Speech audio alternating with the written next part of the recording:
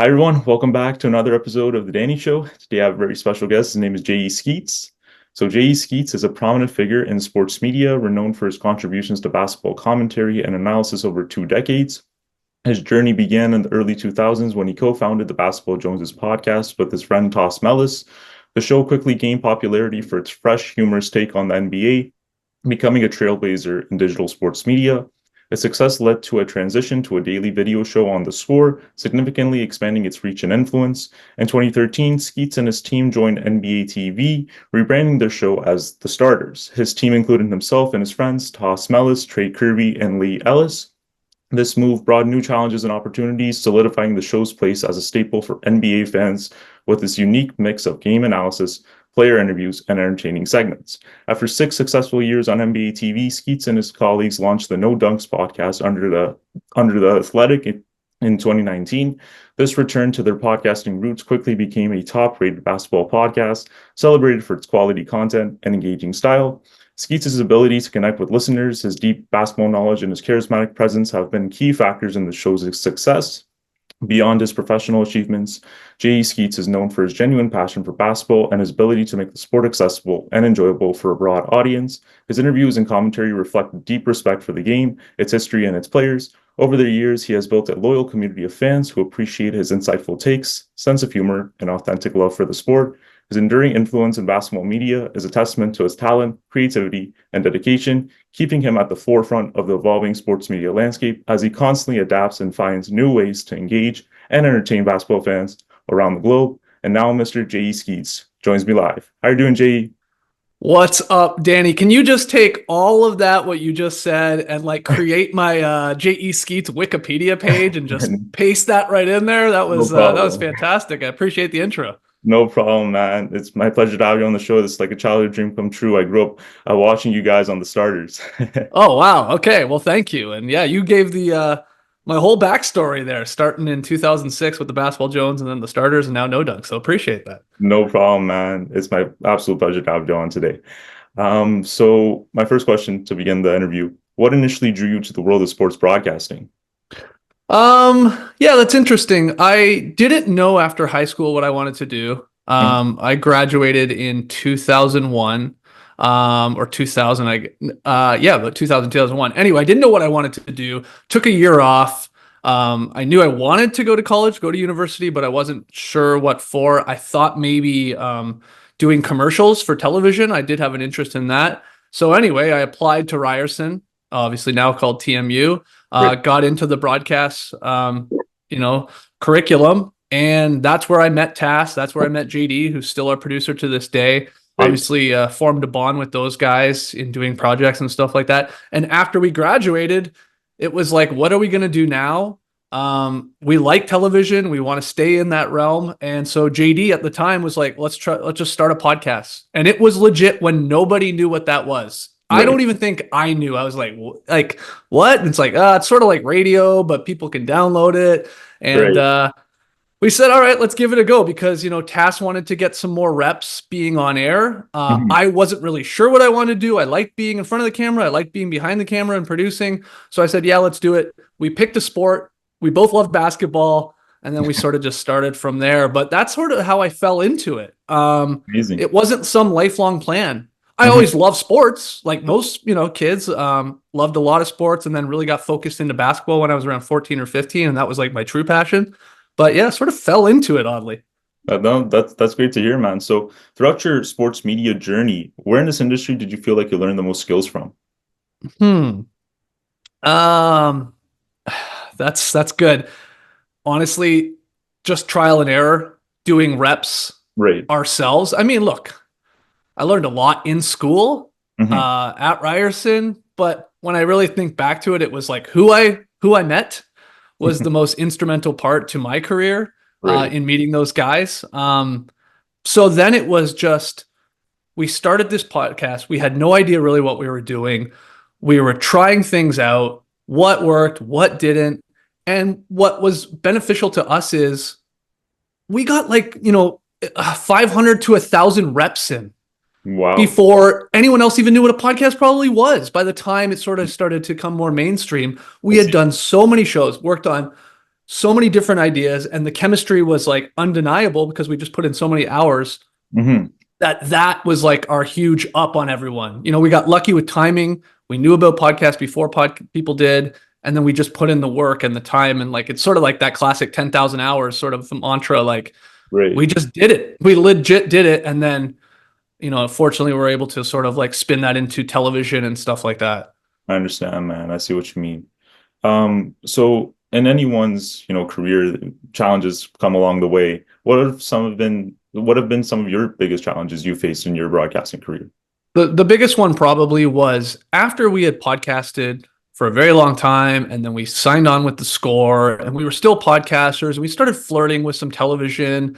It sort of felt more low stakes though, and it wasn't like a daily show or anything like that. So we were like getting our feet wet in TV. But then in 2013, like you said in the intro, when NBA TV came calling and said, "Hey, we like what you guys are doing up there. Would you Right. come down?" Like I lived in Toronto, obviously. Would you guys all come down to Atlanta and Yep. create a daily NBA television show? Which was like, it was a no-brainer to be like, yes, because it was like, holy wow, we've like worked so hard on this. We didn't even know if we'd make a living doing this. So yes, but it was terrifying as well. Okay. To suddenly be this really sort of like just four guys, five guys making it happen in Canada to now coming down, joining a huge organization and making a daily television show where suddenly now there's like 20 more people involved in your show. Obviously, the stakes are much higher. There's like professional athletes that are like walking around the halls and you're sort of intimidated Right. in year one. Right. And also it was like, who the hell are these guys? Like, it was like, who are these weird Canadian guys that never played professional basketball talking about it and weighing in on it? And, so there's a lot of like rolling of eyes, and these guys will never last, and whatever is this little fun, little weird, quirky show. But obviously, we earn their respect by putting in the work, and I think just impressing them with like how much fun and joy we have for the game. But that was like that first year, especially, was daunting to be like, holy, now it takes like 8 hours, 9 hours of prep work to make a 22-minute. Well, at the time it was an hour show, which was our first mistake. It should have always been a 30-minute show, but like it takes a lot of time to make a television show, like so much build up and prep work. And then you lose the organic feeling of a podcast because now you've got segments and you've got commercials to hit. So again, we had to now get all those reps going Uh-huh. and experience that. But that first year was like, I don't know if we're cut out for this, I honestly. see. I see, man. So, looking back at your career, what have been some of your like most memorable moments or interviews you've had? Man, memorable moments. Okay, I would say the first year we went to Summer League, they at NBA TV said, you guys are going to be like the nightly show. You're going to be like the recap show at night when the games end in Vegas. You'll go live Right. from the concourse. And so that was really cool. That was when we went from an hour show in our first year to then half-hour shows. And after that Vegas summer, we were like, oh, 30 minutes is the way for us. Like a Mhm. half-hour show is like our sweet spot. We can Right. cut all the fat. We can be, like just more to the point and really focus on things that matter to people. So that was cool because then they started bringing us players, and these were all rookies, right? And we were getting Devin Booker and Karl Anthony Towns and like all of these new, top draft picks at Summer League. So that was really cool. And then as we got more experience, as we earned the trust of, I think, the NBA community and NBA TV themselves, players did want to start coming on our show, like more than some of the other sort of studio shows that were maybe a little more vanilla and by the book. They saw how much fun we had, how weird we were. So a memorable moment for me is like getting wedgied by Shaq. And we had so many like legends on our show. Right. Like some of my favorites were Dikembe Mutombo was awesome. We had Giannis back when he was a young kid. There's a fun segment of him and Tass with their like sort of Greek ties is really cool to me, Right. even though I wasn't really involved in that one. Yeah, it's like I could list like a million, honestly, legends that had retired at that point, current players, eventually players that blossomed into superstars. Like it was just surreal every time. And like 99% of them were like the coolest guys too. So that sort of helped. Wow, that's great to hear that you like I can only imagine. I hope I get to where you are in your career, like to meet all these legends in the NBA. That would be so cool. Yeah, it was really neat, and it was really fun to then sort of, we would put our twist on interviews, right? So it wasn't Right. just it wasn't just the same old thing that they'd probably been asked a million times. It was, Mhm. just fun and silly things just to get to show their personalities more than anything. Exactly. And they seem to like really like that. And I think us as honestly going back to the basketball Jones days where we would travel ourselves to All-Star weekends. And I don't know if you remember, like we would like get in scrums at All-Star Mhm. weekends because they'd have the players all set up. And we Right. would come up and we would record it, obviously, and we would ask silly questions. Hmm. And we were sort of doing this before anyone else was doing this. Now this is like very common and like you see it all the time. But we were Right. doing this back in like, 2008, 2009, 2010. And it was like you could tell people were at first, like even the other reporters were like, what is this all about? But then we would package it and get it out there quickly. And like people saw how like different it was. And that sort of really, I think, was sort of a calling card for us. And we sort of continued that throughout television. And then, again, it feels like everybody sort of does that now. So, we've hung that up a little bit, but we were sort of at the forefront of that, I think. Oh yeah, for sure you were, man. So, mentioned to you prior to when I hit the record button, I grew up watching you on the starters. How was that experience for you? Because literally every time I came back from school, you guys were the guys I came back and watched on the television, giving me news every day. So how was that experience for you? It was honestly awesome. It was so fun. We really tried our best to make it just a new version of the podcast, right? To like keep the chemistry, to keep it as loose as possible, even though it was a different medium and TV is a different beast. We tried our best to like make it silly, do the pick and payoffs. Like really like when you're doing a daily show like that, you have to try and just remain creative as possible. Now, we did it for a long time. So there are times where you fall into the habit of like, okay, we'll just do the up down report, then we'll do crossfire. And like those were fun segments. Like, don't get me wrong, but like you always had to like catch yourself like, all right, we've done a lot of those. Now, what's the next thing? And Mhm. let's just try it. And my favorite thing about doing live television and a daily show at that was like, we do it, we try it, maybe it sucks, and we just throw it out. And then guess what? I would be upset for 5 minutes, like, that didn't go as well, or I could have done this better, or I should have done this. Um, and then I would let it go because I'm like, well, we get to do it again tomorrow. So I would just like, you always have another chance at it. So I loved that about the show. And I mean, we had a blast. Like, I mean, a lot of those shows are up on YouTube still on NBA's YouTube page, and I'm really proud of like some of the funny things we pulled off, in addition to a lot of just the analysis and breaking down the games and the big stories. Exactly, for sure, for sure. So did the starters experience kind of lay the foreground and bring did you guys bring the same synergy to the No Dunks podcast? Oh yeah, for sure. I mean, look, it's a lot easier to make Mhm. a podcast than it is to make a television show. For sure. But that said, we have a Google Doc every day for our daily podcasts. And, Mhm. all of us, we're all sort of producers on the show. Which maybe, I guess a lot of people probably know that by now. It's not like we just sit down and have been given notes to talk about. Like it's us generating the show, generating the ideas, and then JD helping us execute them in terms of, when it was television graphics and, videos and photos and stuff like that. Now with the podcast stings and stuff like that and musical beds and stuff. But yeah, it's at the core. Like I've been doing the same show since 2006. I mean, it really is. I talk with my buddies about what happened in basketball, and we have a lot of fun, and we've come up with as many creative ideas as we can to get Mhm. that across to people. Right. It's always been that. I hope it always will be. It's just sometimes it's a different medium. Sometimes there's a lot more Exactly. cameras on us. Sometimes a lot more mics. Sometimes we have a studio that's in like a world-class studio at Turner, or now in the garage of JD where we built our own studio. So I but see. it's the same thing. Honestly, it's just a bunch of friends talking hoops. Oh, that's great, man. I love your show and thank you for doing it, giving us the best news ever. Thank you for every basketball fan out there. I appreciate that. I mean, look, when we started, we had very little competition, and now there's a million shows that people can pick from, be it on TV or podcasts, obviously. So I'm still amazed that people tune in and want to hear what we have to say about the league. So that's great to hear. So thank you. No problem, man. No problem. This is a question I've always wanted to know since I was a kid. Because whenever I would come and tune on, like turn on my television and tune into the starters, you guys would always use the term wedgie. Did you Yeah. guys coin the term wedgie? Were you the first ever to establish this? I always wanted to. Okay. Okay, so no, the actual honor for coining the term wedgie goes to now retired but very long time LA Clippers broadcaster Ralph Lawler. Oh, okay. He said it on a broadcast once, and I Mhm. think we were watching the game or were sent the clip, and we are like, "Wow, that is perfect! Like, what a hilarious term Right. for when the ball gets stuck between the backboard and the rim." I mean, anyone that's played hoops has probably maybe had it happen to them or at least seen it, right? Right. On the playground or maybe even watching a game. So we just decided, wow, that's funny. First off, Wedgie, great name.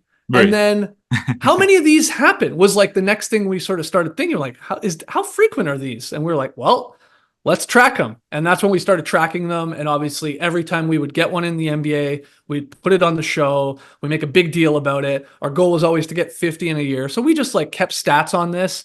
And because of that, we are considered, the ones that basically brought Wedgie to the lexicon of the NBA world, the terminology. Right. But it was Ralph Lawler that came up with it. We just sort of ran with it and I have made it see. sort of now a household term. It's like if you see one in a game, it's almost more likely that they say Wedgie than not say Wedgie, which is Exactly. But pretty I funny. feel like every NBA fan, when they use the term wedgie, they think of you guys immediately. Yeah, I would think so. And again, probably a small part of that is maybe my most infamous clip is when Shaq gave me an actual wedgie on the show when he ripped my underwear and like had me like lifted off the ground. That definitely is one of my more infamous moments on Right. YouTube. And that was because we were literally praying to the wedgie gods to get more wedgies, the basketball version. And Hey. so then Shaq came in and we like drew straws on the show. It was all live. I drew the short straw and then, yeah, Shaq ripped my Calvin Klein's basically right off me. And I'm still hurting to this day. Wow. That's a great that's probably a great infamous moment for sure. Yeah. Yeah. And it's one of the first clips that comes up for sure when you search my name. For sure, for sure. So moving along to more NBA questions now. What do you make of the Toronto Raptors offseason moves, the re-signings of Scotty Barnes quickly, the Davion Mitchell trade? Give me your take Yeah. on what do you think the Raptors did this offseason? Yeah, I mean, they did a lot of their moves, of course, last season when they picked a direction and sort of said, we're not going to pay Siakam, we're not going to pay OG the money that we Right, now saw them get, right. thinking that wasn't going to at least fit the timeline with Scotty Barnes. So they did a lot of that work last year. Like you said, they did a lot of their signings this year. Quickly, it's a lot of money. He looked good in Toronto, obviously didn't result in many wins for the Raps last year, but Messiah's like, they've decided like, they feel confident, at least with Scotty Barnes as your sort of cornerstone guy, Hmm. quickly as your two guy, and RJ Barrett right now as your third guy. Like they believe in that as something to build around. I love picking up Mitchell for basically nothing in the end for McDaniels, who I was not a fan of. Right. So hopefully he contributes. They obviously did some drafting. I have tempered my expectations. I think their like win-loss total is like set at like 30.5.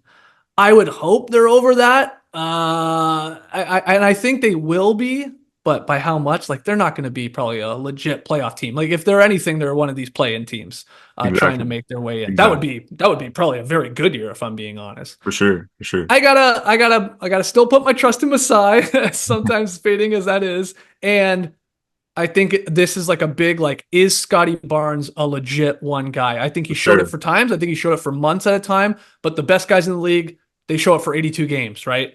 Definitely. Can Scotty show up for a full season? That will be the number one thing on my like must watch sort of checklist with the Raptors this year. But I do have faith that he can be and will be. So we'll see. Yeah. We'll see how Scotty Barnes develops and we'll see how this team evolves over time, Yeah. especially this upcoming season for sure. Yeah, it's like it's like sort of a decent year because they start with now their team, right? Right. Obviously different last year. And we see and the expectations are still low enough, I believe, that it's not like, oh my God, if they don't win a playoff series, I'll blow it all up, right? Like they're gonna have like a bit of a runway here to build around especially Barnes and Quickly. Exactly. And I think they're both really, really good players. You know, you do have to sometimes wonder, like, are these guys like max money guys? Well, they're going to get the chance to prove whether they are or not. I mean, that's the Exactly. thing. And that's what Masai and Bobby Webster are hoping on and banking on, I guess. So we'll see. I'm excited for to watch them. I will say that. Yeah. They're much better than last year for sure. I Yeah. think they got Yeah. better. Yeah. Second last question, JE. What do you make of the NBA offseason moves in general? I mean, Chris Paul going to the Spurs, Klay Thompson going to the Mavs would have been some of your favorite, signings this offseason.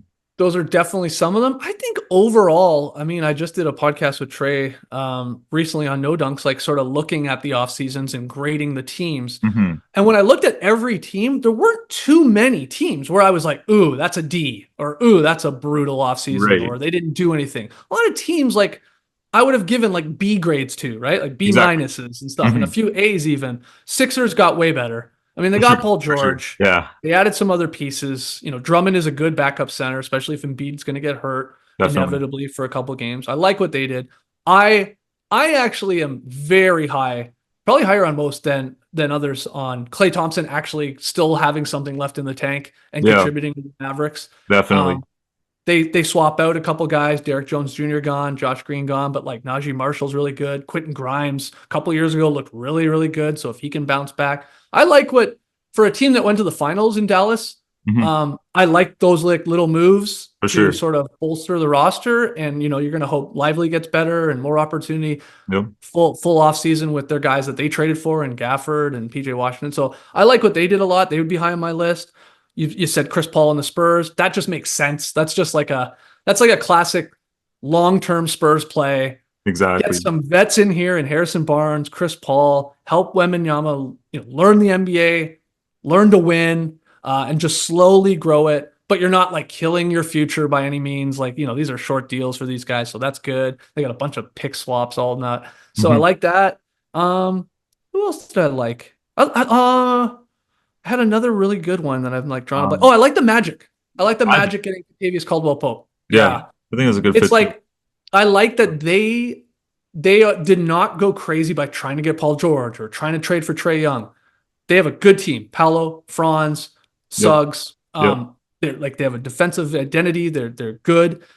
And they're like, hey, let's just get a guy that's a vet who's won in Denver, who won with the Lakers in KCP. He'll play defense. He can hit threes, and we'll just keep slow playing this. Like I think I really like the Magic as like a team that could like sort of try and get up into like the top tier of the Eastern Mhm. Conference, like with your Right. Sixers and your Celtics and maybe your Knicks and your Yeah. it depends where you want to put the Bucks. But like Yeah. I think the Magic are going to shock a lot of people. So Magic. I'd add them. I really do believe. I think Mikal Bridges going to the Knicks. I think they just brought in another Villanova star, an already Villanova team. Yeah, they are banking on friendship, man. They are like, hey, friendship can win basketball For games. sure. They gave up a lot of draft capital, so Great. they believe that. But Great. Brunson taking like a discount deal, obviously. I think Bridges is going to do the same. It sounds like the Knicks look damn good. I mean, they already were good. Then they were ravaged by injuries, and still put up a fight. You add Bridges to that. Losing Hartenstein hurts. Yeah. That's another. I would say the Thunder would be another team I'd give an A to. I Yeah. mean, Thunder for they got sure. Caruso and Hartenstein. I mean, Yeah. and they didn't give up really anything. Exactly. Giddy, I guess. Yeah. So I like that as well. But you're right. The Knicks. I mean, God, it's just gonna be hilarious. They're all buddies. Like, Exactly. It's like like Villanova 2.0. it really is, and it worked in college. Like, can it work in the NBA? I mean, we're gonna find out. I know their over underlines at like 53.5. It's like one of the highest it's been for New York in a long time. So we'll Definitely, see. man. We'll see how every NBA team Yep. unfolds this upcoming season for sure. Hey, I've done this a long time. We can sit here in the summer and go, oh, look at this team on paper. Oh, look at this team. Yeah. And then when the ball goes up in, October, sometimes it doesn't work. Sometimes it doesn't Exactly. fit. Sometimes you think, oh, DeJounte Murray and Trae Young, they're going to be amazing together. Like one offensive guy, one defensive guy. It Exactly. didn't work here It in didn't Atlanta. work. So Yeah. I know. And that's sort of the beauty of basketball. Like we can talk ourselves into it working. Doesn't mean it will. So you're Right. right. We got to wait to find out. Exactly. JE, thanks for coming on the show. Final question. Any advice you would like to give to any aspiring sports journalists or podcasters looking to go into this industry? My advice would be to literally stop talking about it and just do it. Looks like you're a perfect example of this. Thank you. Do I it. appreciate it. Make what you're thinking about. Especially nowadays, there's no reason with the resources all of us can really get our hands on. You need a mic, you need a computer. I mean, that's all you need, and then you have all the software on our comps. So like, just do it.